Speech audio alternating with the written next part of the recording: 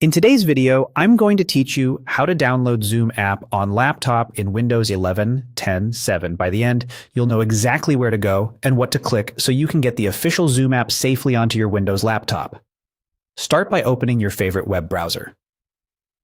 In the address bar, type zoom.com and press enter to go straight to Zoom's official website. Going directly to the address helps you avoid fake download links that sometimes appear in search results. Make sure you see the secure padlock icon in the address bar and that the domain is zoom.com or zoom.us before moving on. Once the home page loads, look toward the top right corner of the site and click on Meet. Depending on your screen size, this option may show in the main navigation, or you might need to open a menu icon to see it. You don't need to sign in for this, and there's no need to create an account just to download the app. Simply locate Meet and select it to continue. On the page that opens, look for the option that says Download App and click it. This takes you to Zoom's download area where they provide the official desktop client. Using the download link on the Zoom site ensures you get the most up-to-date and secure version rather than a third-party copy.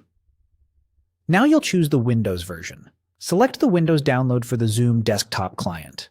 Most modern Windows 10 and Windows 11 laptops use 64-bit, and Zoom typically offers the standard Windows option prominently. If you see multiple Windows choices and aren't sure which to pick, the regular Windows desktop client is the safe bet for the majority of users. You can ignore other platform options like macOS or Linux since we're focusing on Windows 11, 10, or 7. When your browser prompts you, select where you want to save the file, then click Save. If a Save As window appears, choosing the Downloads folder keeps everything easy to find later.